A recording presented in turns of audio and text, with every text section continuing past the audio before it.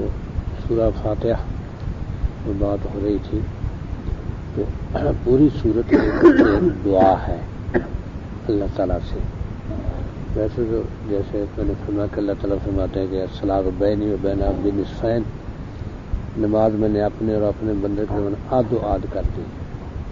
ہاں جی، یعنی 3 آیتیں میرے لیے کہ میری اس میں حمد ہے، تعریف ہے، تمجید ہے، اور 3 آیتیں گویا بندے کے لیے، اور 4تھی آیت میرے اور میرے بندے کے درمیان آد و آد. آدھی میرے لیے کہ بندہ اس میں میری عبادت کا اقرار کرتا ہے، اور آدھی اس کے لیے کہ مجھ سے مدد مانگتا ہے. یہ ہے، لیکن پوری کی پوری جو ہے نا صورت یہ دعا ہے. اس لیے کہ جب اللہ کی حمد کریں گے تو اللہ دعا قبول فرمائے گا. تو ہر دعا سے پہلے حمد جو ہے نا یہ دعا کے آداب میں سے ہے. ہاں جی، اس لیے نبی صلی اللہ علیہ وسلم نے صلاۃ حاجت بتائی تو اس میں سب سے پہلے سبحانک اللہم و بحمدک حمد ہی کرنا ہے، اور پھر نبی صلی اللہ علیہ وسلم کا درود شریف ہے، پھر وہ دعا ہے جو حاجت کی دعا ہے. یہ ہے، تو اس لیے جب بھی دعا مانگی جائے گی تو سب سے پہلے اللہ کی حمد شروع، وہ اللہ کی حمد سے شروع ہوگی، تب قبولیت آئے گی. اور اسی طرح نبی صلی اللہ علیہ وسلم پر درود شریف بھی دعا کی قبولیت میں سے ہے. کہ دعا کی قبولیت یہ اس دعا کے شروع میں نبی صلی اللہ علیہ وسلم پر درود شریف ہوگا وہ جلدی قبول ہوگی. ہاں جی، تو اس لیے یہاں اللہ تعالیٰ کی حمد ہے. تو حمد ہے، اور حمد میں سب سے پہلے تو ذکری حمد کا ہے، اور پھر صفت رب العالمین ہے کہ تمام جہانوں کا رب، حتیٰ کہ مچھر چیونٹی اس سے بھی چھوٹی چیزیں ان کا بھی رب ہے. کیونکہ ہمیں تو نہیں پتہ چیونٹی کی کیا خوراک ہے. چیونٹی کو اللہ نے شعور دیا ہے اس کا کہ تیری یہ خوراک ہے، اور وہ اللہ اسے مہیا کرتا ہے. ہاں جی، اب یہ ہے کہ ہمیں تو نہیں پتہ کہ مچھر کی کیا خوراک ہے، مچھر خود ہی. اور یہ دیکھ لو کہ آپ کپڑے اتار کے سو جائیں، سب سے پہلے مچھر پاؤں پر پہنچے گا. اب پاؤں کا خون خاص قسم کا جو ہے، حالانکہ کہیں بیٹھ کے اپنا خون پینے کو سب سے پہلے پاؤں پر پہنچے گا. ہاں جی، وہ خون سے زیادہ مزیدار لگتا ہے. یہ کہ اب اندھیرے میں ہے لیکن وہ آپ کو دیکھتا ہے، وہاں پر چمٹتا ہے، اور اندھیرے میں بھی وہ پاؤں پر پہنچے گا، وہ اسے کیسے دکھائی دیتا ہے. تو ہر جاندار چیز کو اللہ تعالیٰ نے خالقہ ثم ہدیٰ، پیدا کیا پھر اس کو رہنمائی دے دی. کہ کیسے بچے پالتے ہیں جانور، کیسے ان کی حفاظت کرتے ہیں. اب ایک کسی پرندہ کا مینا تھی یا کسی چڑیا کا بچہ ایسے ہی پھر اس کو پکڑ لیا کہ نہیں اس کو کوئی کوا وغیرہ لے جائے گا. اکیلا ہی تھا، ماں نہیں تھی، کہیں گم ہو گئی ماں اس کو ڈھونڈتی ہوگی بیچاری، پتہ نہیں کیسے آ گیا. اب اس کو کیا کھلاؤ؟ اب ماں جانتی اس کو کیا کھلانا ہے. اب وہ خود تو کھا نہیں سکتا، اس کے منہ میں کوئی روٹی اور تھوڑا سا ٹکڑا سا دیا اور وہ مر گیا. یہ اس وقت اس کی یہ خوراک نہیں تھی، ماں جانتی اس کی کیا خوراک. یہ ہے کہ الذی خلق ثم ہدیٰ، جس نے پیدا کیا پھر رہنمائی دی اس کو. اس لیے ماں ہی جانتی ہے کہ ان کو کیا چوگا دینا ہے بچوں کو. اور ان کو بھی پتہ ہے کہ یہ ہماری ماں ہے، اس کے پیچھے پیچھے پھریں گے ماں کے. جب اڑنے کے قابل ہو جاتے ہیں، ماں سکھاتی ہے، گھونسلے سے نکال لیتی ہے انہیں، تو ماں کے پیچھے پیچھے پھرتے ہیں، پر مارتے اور چونچ کھولتے کہ یہ دے گی، ادھر جائے گی پیچھے جائیں گے. انہیں پتہ ہے کہ یہ ہماری ماں ہے. اس طرح اللہ تعالیٰ نے، یہ ہے رب العالمین، ایاک نعبد کیا الحمدللہ رب العالمین، عالمین کا رب ہے، یہ سب عالم ہے جو انہیں پتہ ہوتا ہے. اور اسی طرح ان کو اپنے شکار کا بھی پتہ ہے، کیا چیز شکار کرنی ہے. اگر وہ چیز نہیں ہے تو اس پر جھپٹیں گے ہی نہیں، آئیں گے ہی نہیں. اسی کو پکڑیں گے جس کو شکار کرنا ہے. تو وہ رب ہے. اور پھر رحمان اور رحیم ہے، تو رحمان کی صفت رحیم سے زیادہ عام ہے. رحمان ہی کی صفت کا اثر ہے کہ اللہ تعالیٰ دشمنوں کو رزق دیتا ہے. یہ رحمان کی صفت کا اثر ہے. ورنہ جو دشمن اللہ کا مقابلہ کرتے ہیں، اللہ کے دین کو مٹانے کے لیے میدان میں آتے ہیں، اللہ کے مومن بندوں کو قتل کرتے ہیں، ان کو برداشت نہیں کر سکتے زمین پر، ان کو تو مہلت ہی نہیں ملنی چاہیے ایک لمحے کی بھی. ایسے دشمنوں کو ہم اپنے جانی دشمن کو چھوڑ دیں گے کبھی؟ موقع ملے فوراً ختم کریں گے. لیکن اللہ تعالیٰ کو بڑی لمبی مہلتیں دیتا ہے. یہ رحمان کی صفت کا اثر ہے، وہ مہلتیں دیتا ہے.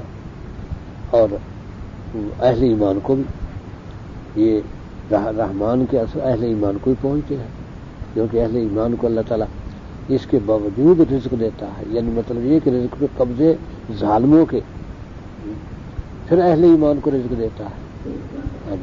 حالانکہ ظالموں کا بس چلے تو ایک دانہ نہ اہل ایمان تک پہنچنے دے، لیکن اللہ تعالیٰ رزق دیتا ہے. اور رحیم کی صفت، تو رحیم کی یہ ماں کی صفت ہوتی ہے. رحمان کی صفت جو ہے باپ کی صفت ہوتی ہے، کہ باپ اپنی اولاد کا نشو و نما، تربیت، اس کا سارے کا خیال رکھتا ہے. اس لیے وہ پٹائی بھی کر دے گا، کان بھی کھینچ دے گا. باپ سے ڈرتے، ماں سے نہیں ڈرتے بچے، باپ سے ڈرتے ہیں. کوئی بچہ ماں سے نہیں ڈرتا، لیکن باپ کا ڈر ہوتا. ماں اگر مارے سختی سے، ماں کو چمٹے، وہ مارتی ہو اس کو چمٹتے. عجیب بات ہے، کیونکہ ماں میں رحیمیت کی صفت ہے. ایک بچہ گم ہوگا جنگل میں، تو اس کی ماں تڑپتی پھرے بھاگتی پھرے. ہاں آپ نے کہا کیا ہو گیا اسے؟ کہ اس کا بچہ گم ہو گیا. ڈھونڈ کے دو بچہ اس کو، قیدی تھے. آخر وہ صحابہ لگے ڈھونڈنے، بچہ مل گیا. جو ہی بچہ اسے ملا، فوراً اس نے سینے سے چپکا لیا، فوراً سینے سے. آپ نے فرمایا کہ دیکھو یہ ماں، اگر اسے کہا جائے یہ بچہ جہنم میں پھینک دے گی کہ نہیں یا رسول اللہ نہیں پھینکے گی. اور میں اللہ تعالیٰ کو مخلوق اس سے بھی زیادہ پیاری ہے. یہ ہے رحیمیت کی صفت. لیکن رحیمیت کی صفت کا اثر کافروں کو نہیں پہنچتا، یہ اہل ایمان کے لیے ہے. کہ اہل ایمان سے اللہ تعالیٰ بہت محبت کرتے ہیں. پھر تکلیفیں کو دیتے ہیں، وہ بھی ان کے فائدے کی ہوتی ہے تکلیفیں. کیونکہ وہ ہم نہیں سمجھتے، بچہ نہیں سمجھتا. بچہ باہر پھرتا ہے، ماں اسے نہلانا چاہتی ہے، بچہ نہیں نہانا چاہتا. بچے کو یہ بہت تکلیف ہے. اس کو لالچ دیتی ہے، بلاتی ہے قریب. جو ہی وہ آتا ہے جلدی سے کپڑے کھینچے، وہ چیختا رہتا ہے میں نہیں نہاتا. لیکن اس کو کر دیتی ٹوٹی کے نیچے، وہ ٹوٹے منہ میں آنکھوں میں پڑ گیا پانی، جناب صابن آنکھوں میں پڑ گیا، وہ سب کچھ دے. اس کا رونا چیخنا کچھ نہیں دیکھتی، اس میں تکلیف ہو رہی ہے. اللہ کے کپڑے پہنا کر فارغ کر دیے. تو ایسے ہی ہم پر جب مصیبت، ہم چیختے ہیں روتے ہیں، ہم پر کیا مصیبت آ گئی، اللہ کی رحیمیت سمجھتی ہے کہ اس میں ان کا کیا فائدہ ہے. ماں کی رحیمیت سمجھتی ہے کہ بچے کا نہلا دینے میں، کپڑے اچھے پہنا دینے میں کیا فائدہ ہے، وہ سمجھتی ہے. بچہ نہیں سمجھتا اس کو. ویسے جب ہم پر مصائب پڑتے ہیں تو اللہ کی رحیمیت ہوتی ہے. اور حدیث میں آتا ہے کہ قیامت کے دن جب مصیبت زدہ لوگوں کو اللہ اجر دینے لگیں گے، کیونکہ دنیا میں تو کافر اور مومن دونوں ہی اللہ کی رحمت سے مستفید ہوتے ہیں. کافر رزق کی بنا پر، انہیں رزق بھی ملتا ہے، اقتدار بھی ملتا ہے، صحت تندرستی بھی ملتی ہے. اور اہل ایمان اطمینان قلب سے. یہ اللہ تعالیٰ بے آبرو نہیں ہونے دیتا مومن کو، مایوس نہیں ہونے دیتا مومن کو. جتنی تکلیفیں ہیں امید قائم رہتی ہے. کافر پر مایوسی ہوتی ہے. اس لیے مومن خودکشی نہیں کرے گا، کافر خودکشی کرے گا.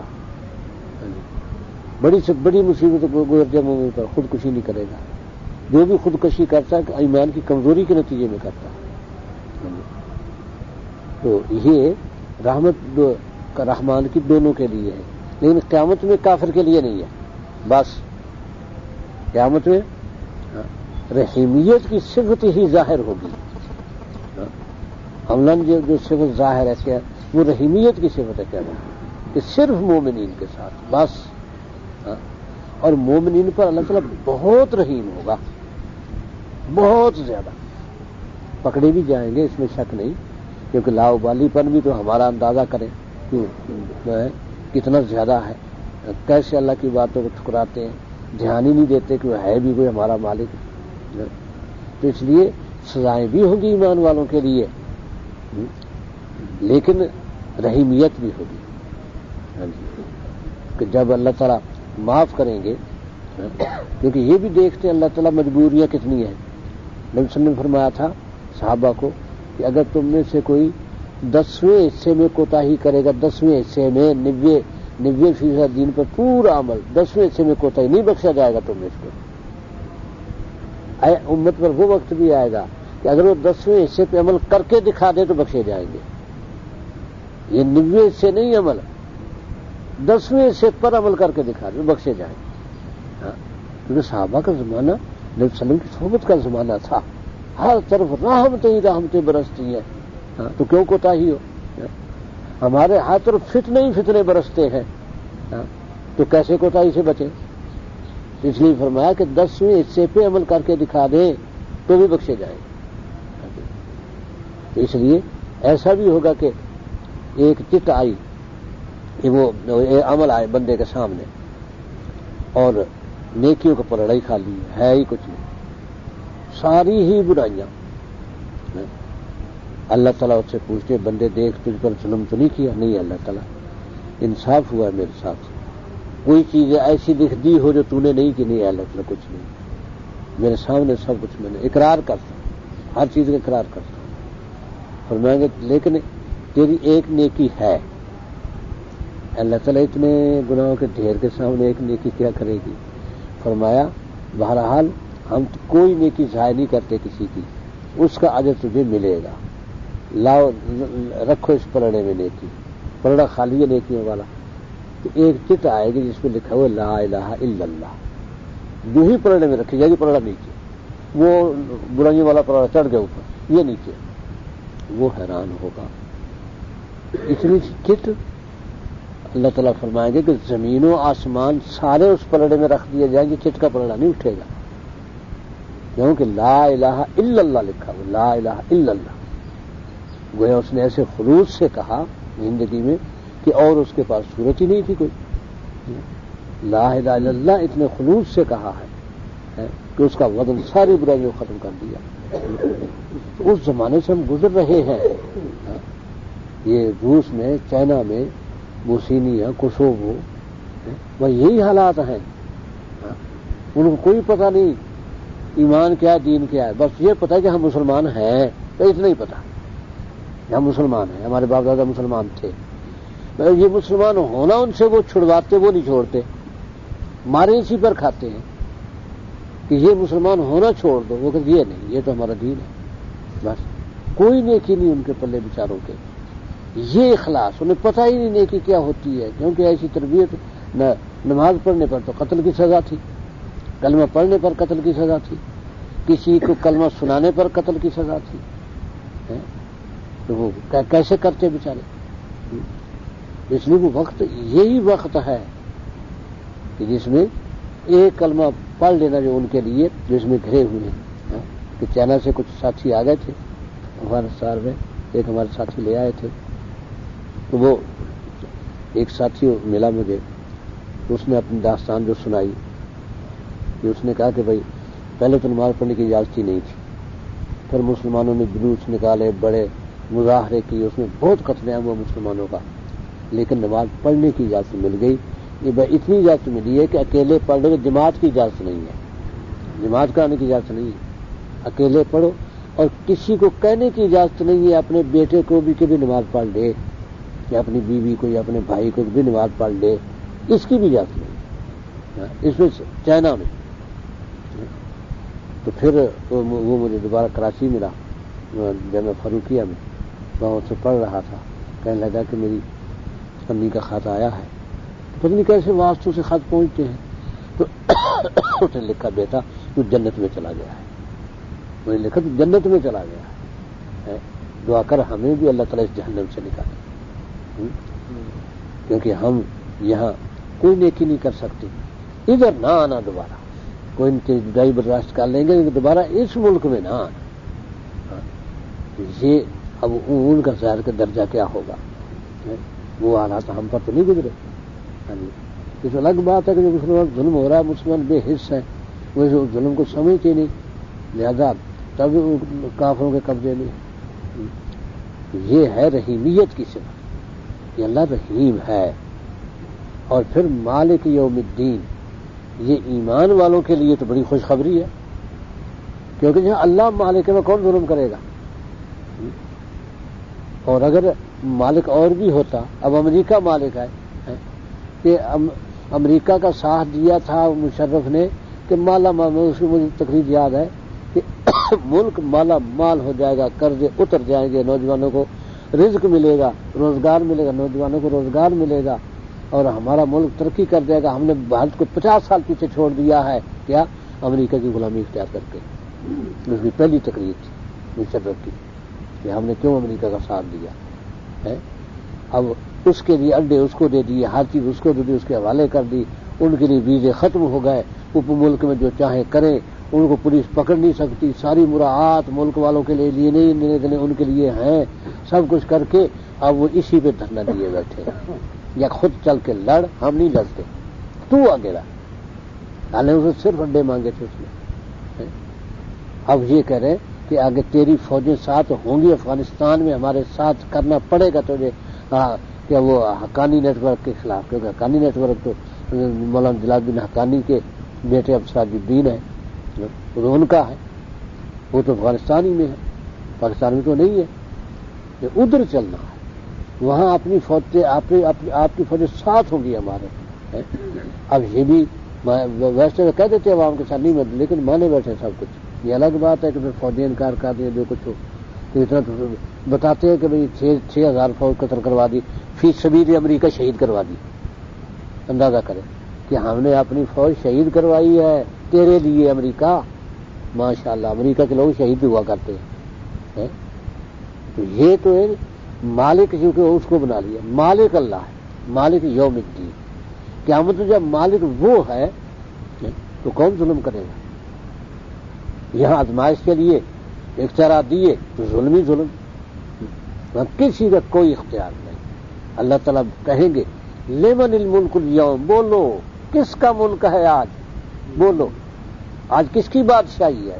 سب بادشاہ دم خود کھڑے ہوں گے، کوئی دم نہیں مارے گا، خود ہی فرمائیں گے اللہ تعالیٰ للہ الواحد القہار، آج ایک اللہ واحد جو سب پر غالب ہے، آج اسی کی بادشاہی ہے، آج کر کے دکھاؤ ظلم۔ سب آج کھڑے ہوں گے ظالم، اور بڑے بڑے ظالم جو ہے نا سر کے بل اٹھیں گے، سر کے بل اٹھنے لگیں گے، سر نیچے ہو جائے گا، ٹانگیں اوپر، سامنے جا کے کیسے اٹھیں گے؟ تو ٹانگوں کے بل کیسے اٹھتے ہو؟ اب سمجھ میں آئی بات کہ ٹانگوں کی طرف جو توانائی ہے یہ سر کی طرف منتقل ہو جائے گی، جب اٹھنا چاہیں گے تو پھر ٹانگیں اوپر ہو جائیں گے، سر نیچے، اسی طرح چلیں گے۔ اب لوگ وہ جو ظاہر خدمتیں کرتے جن کے آقا تھے، وہ آقا یہ کیا، وہ آقا بس چل رہا ہے اس طرح۔ ہاں جی، اس لیے وہ مالک یوم جزا کے دن کا مالک، دین کے معنی بدلہ اور جزا، بدلے کے دن کا مالک، اس دن بدلے ملنے سب کو، اپنے کیے کا بدلہ ملنا، اس دن کا مالک وہ ہے۔ یہاں اللہ تعالیٰ فرماتے ہیں کہ مجدنی عبدی، میرے بندے نے میری عظمت کی، تعظیم کی ہے، اور اس کے بعد فرمایا کہ ایاک نعبد، ہم تیری عبادت کرتے ہیں، کیونکہ دعا ہے نا، اب اپنی عاجزی پیش کر دی، اللہ تعالیٰ کی حمد ثنا اور اللہ کی عظمت بیان کرنے کے بعد اپنی عاجزی سامنے رکھ دی، ایاک نعبد، صرف تیری، اگر لفظ ہوتا نا نعبد کا تو پھر ہوتا تیری عبادت کرتے ہیں، جب وہ کا کو پہلے لے آیا ایا کے ساتھ، ایا کا تو صرف تیری، نعبد ہم عبادت کرتے ہیں، صرف تیری ہم عبادت کرتے ہیں۔ لیکن یہ پڑھ کے سجدہ کر دیا جائے بہاؤالدین زکریا کے مزار کو تو صرف تیری ہو گئی ہے، تو پھر یہ تو منفی ہو گیا، ایاک نعبد، تو یہ ہو گیا کہ تیرے ساتھ بہاؤالدین زکریا کی بھی کرتے ہیں، اور بابا فرید شکر خان کی بھی کرتے ہیں اور داتا گنج بخش کی بھی کرتے ہیں، پیران پیر کی بھی کرتے ہیں، سیدھی تو سب جگہ ہوتے ہیں۔ اور لال شاہ بعض کلندر پر تو اتنا کہتے ہیں کہ بالکل ناکیں رگڑتے ہیں لوگ، اور خاص طور پہ بکرے لے جاتے ہیں اس کے نام کا، اس کے نام پہ ذبح کرنا ہے، وہاں بکرے کے اس کے نام پہ ذبح ہوتی ہے۔ توبہ توبہ توبہ۔ اور اتنی شرمناک بات جو میں نے وہ باقاعدہ وہ سنی سی ڈی یہ کمپیوٹر میں، کہ وہ کہہ رہا ہے ایک قوال کہ دھمال ڈالو دھمال، دھمال ڈالو دھمال۔ حضور نے فرمایا، اندازہ کرو استغفر اللہ، حضور نے فرمایا جو دھمال نہ ڈالے سب سے بڑا بہن چود ہے، حضور نے فرمایا۔ ماشاء اللہ، استغفر اللہ، نعوذ باللہ من ذالک، کہ نبی صلی اللہ علیہ وسلم ایسی گالیاں بھی دے لیتے تھے۔ اب یہ بھی ہے، یہ ایاک نعبد کیسے بن جائے گا؟ یہ ایاک نعبد، صرف تیری بات کرتے، اور وایاک نستعین، صرف تجھی سے مدد مانگتے ہیں۔ بہاؤالدین کے آگے ہاتھ نہیں پھیلاتے، اور عبدالقادر جیلانی کے آگے ہاتھ نہیں پھیلاتے، تیرے ہی بندے تھے، ان کے آگے ہاتھ نہیں پھیلاتے، اور نہ داتا گنج بخش کے مزار پہ ہاتھ پھیلاتے، ہاتھ تیرے حضور پھیلاتے۔ ایاک نعبد، تجھی سے مدد مانگتے، بس یہ ہے جس کو اللہ نے فرمایا کہ ھذا بینی و بین عبدی، یہ میرے اور میرے بندے کے درمیان ہے۔ یہ آیت آدھی بندے نے میرے لیے کہ تیری عبادت کرتے ہیں، آدھی آپ نے لیے کہ تجھ سے مدد مانگتے ہیں۔ تمہارے عبدی ما سال، تو میں نے اپنے بندے کو دے دیا جو اس نے مانگا، یہ ہے۔ تو پھر یہ جو بندہ اور مانگا، آگے پھر دعا خود سکھا دی، مانگنا کیا ہے۔ جب ایاک نستعین تجھی سے مانگتے ہیں تو یقین ہے کہ وہ ضرور دے گا۔ تو ہم تو پھر اس مہنگائی میں ہم تو کوئی کروڑ ہی مانگیں گے، چلو کوئی جھونپڑا تو بنے گا، کیونکہ اب تو لاکھوں میں تو جھونپڑی بھی نہیں بنتی، کیونکہ جہاں ایک اینٹ 6 روپے کی ہو جائے، ایک اینٹ 6 روپے کی، کہاں بات بنے؟ تو ہم یہی مانگے، لیکن ہم وہ تھوڑے دل والے، اللہ نے ہمارے سپرد نہیں رکھا، دعا خود بتا دی کہ اہدنا الصراط المستقیم۔ جب مدد تجھی سے مانگتے ہیں تو پھر ہمیں ہدایت دے سیدھے راستے کی۔ ہدایت مل گئی، سب کچھ مل گیا، دنیا کی بادشاہی مل گئی، ہدایت مل گئی تو کیوں کہ قیامت سنور گئی، آخرت سنور گئی۔ اس لیے ہدایت دے نہ ہمیں، اہدنا، ہمیں دے ہدایت۔ الصراط المستقیم، سیدھا راستہ، صراط راستہ، مستقیم سیدھا۔ اب یہ کہ سیدھا راستہ کون سا ہوگا؟ کیونکہ سارے ہی کہتے ہیں، یہودی کہتے ہیں ہمارا سیدھا راستہ ہے، عیسائی کہتے ہیں ہمارا سیدھا راستہ، ہندو کہتے ہیں ہمارا سیدھا راستہ ہے، سکھ کہتے ہیں ہمارا سیدھا راستہ۔ سیدھا راستہ کون سا ہے؟ وہ بھی اللہ تعالیٰ بتائے۔ صراط الذین انعمت علیہم، یہ ان لوگوں کا راستہ جن پر تو نے انعام فرمایا، وہ ہے سیدھا راستہ، ان لوگوں کا راستہ، وہ نہیں جو ہماری سمجھ میں سیدھا آئے۔ تو وہ کون ہے؟ تو دوسری جگہ بتایا کہ اولئک مع الذین انعم اللہ علیہم، وہ ان کے پہلے ایمان والوں کا ذکر ہے، ان کے ساتھ ہوں گے جن پر اللہ نے انعام فرمایا ہے۔ یہاں بھی انعام جن پر تو نے انعام کیا، انعام کن پہ فرمایا ہے؟ من النبیین والصدیقین والشہداء والصالحین۔ فرمایا کہ ایمان کن پر فرمایا؟ ایمان فرمایا نبیوں پر، صدیقین پر، اور شہداء پر، اور صالحین پر۔ نبیین تو انبیاء علیہ السلام 1.25 لاکھ ہیں، لیکن ہمارے لیے خاتم النبیین سارے ہی نبیین ہو گئے، کیوں کہ تمام دین یہاں ختم ہو گئے۔ آپ کا راستہ تمام انبیاء کا راستہ ہے، بس آپ کا راستہ۔ اس لیے یہ نبی جن پر انعام فرمایا وہ سب سے پہلے ہے نبی، نبی صلی اللہ علیہ وسلم کی سنت آ گئی، کیونکہ وہ ان کا راستہ جن پر تو نے انعام فرمایا، نبی صلی اللہ علیہ وسلم کی سنت آ گئی۔ اور صدیقین، شہداء، سورہ حدید میں اللہ تعالیٰ نے صحابہ کا ذکر کرتے ہوئے فرمایا اولئک هم الصدیقون والشہداء عند ربہم، یہی صدیقین ہیں، یہی شہداء ہیں اپنے رب کے ہاں. تو یہ صحابہ ہو گئے، اور صالحین تو پھر سارے ہی ہیں، تمام صالحین ہیں. تو صدیقین اور شہداء صحابہ ہیں. تو معلوم ہوا کہ صحابہ کا راستہ، جب صحابہ کو دعا سکھائی گئی تو اسے تمام انبیاء تھے پہلے، وہ صدیقین شہداء، کیونکہ نبی کی صفت میں ساری صفتیں آ گئی. نبی صدیق بھی ہوتا ہے، شہید بھی ہوتا ہے، اور صالح بھی ہوتا ہے. اور جب صدیق کہا تو نبوت کی صفت تو ٹل گئی، پھر شہید اور صالح وہ صفت خود اس کے اندر آ گئی، صدیق کے اندر. جب شہداء کہا تو پھر صالحین کی صفت تو سب میں آ ہی گئی. اس لیے ہمارے لیے بعد والوں کے لیے صحابہ صدیقین شہداء، تو صدیقین و شہداء کا راستہ وہ انعمت علیہم کا راستہ ہے، مطلقاً راستہ نہیں کہ سیدھے راستے میں جی سیدھے پہ چل رہا ہوں. ہر ایک کہتا ہے میں سیدھے راستے پر چل رہا ہوں. غلام احمد قادیانی کہتا ہے میں نبوت کے ڈھونڈ تلاش کر کے نا تو میں سیدھے راستے پر چل رہا ہوں. تو نبوت کیسے ملی؟ کہ حدیث میں نہیں آتا کہ عیسیٰ ابن مریم اتریں گے آسمانوں سے. وہ تو آتا ہے میں وہی ہوں عیسیٰ ابن مریم. تو غلام ولد گھسیٹی ہے، بن مریم کہاں آ گیا؟ کہاں مریم کہاں گھسیٹی؟ ناموں میں تو بڑا فرق ہے. غلام احمد بن گھسیٹی اور عیسیٰ ابن مریم، یہ کیسے جوڑ ملے گا؟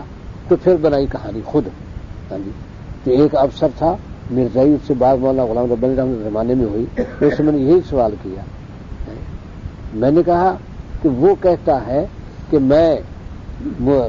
مجھے اللہ تعالیٰ نے مریم بنا دیا. کہتا مریم ابن مریم میں کیسے بنا؟ مجھے اللہ نے مریم بنا دیا، پھر اللہ میرے ساتھ ہم بستر ہوئے. خبیث کہتا ہے، اور پوری قوت استعمال کی انہوں نے میرے ساتھ، یہ ہم بستری کی. پھر میں حاملہ ہو گیا، مریم سے حاملہ ہو گیا. تو پھر حمل ٹھہر گیا، 9 مہینے پورے گزرے. پھر حمل کے درد شروع ہوئے تو ایک درخت کو میں نے جو ہے نا پکڑ کے اس سے لٹکا دور لگایا تو پیدا ہوا تو میں ہی تھا.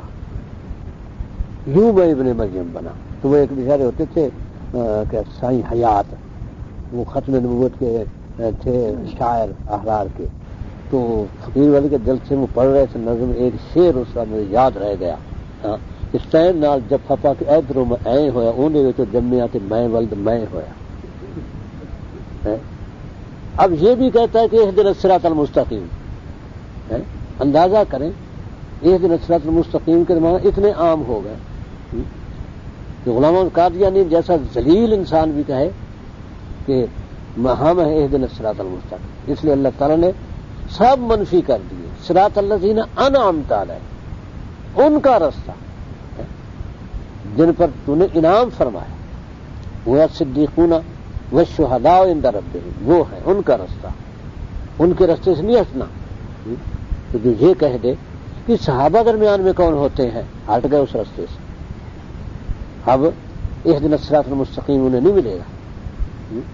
اب اپنا کتنا ہی وہ رستہ صحیح کہیں جن میں حدیث میں یہ آتا ہے، حدیث میں یہ آتا ہے، لیکن جب اس سے ہٹ گئے صحابہ کے راستے سے تو گیا.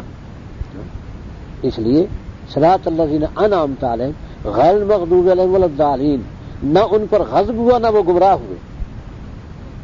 یہ کیونکہ یہ بھی ہے کہ پہلے وہ تھے انعمت علیہم اور پھر غضب میں آ گئے، جیسے یہود اللہ کے غضب میں آ گئے، اور پہلے ہدایت میں گمراہ ہو گئے جیسے عیسائی. عیسیٰ ابن مریم پر ایمان لائے پھر انہی کو رب مان لیا، حضرت عیسیٰ ابن مریم ہی کو، تو گمراہ ہو گئے. جیسے دونوں کی نفی کر دی، یہود اور نصارہ کی، کہ نہ وہ یہودیوں میں سے بنے نہ نصارہ میں سے، عیسائیوں میں سے. تو کافر تو اور بھی بہت ہے، ان دونوں کی کیوں نفی کی؟ تو حقیقت یہ ہے کہ اصل کافر زمین پر یہی ہے، جب سے ہیں تو یہی ہے اصل کافر.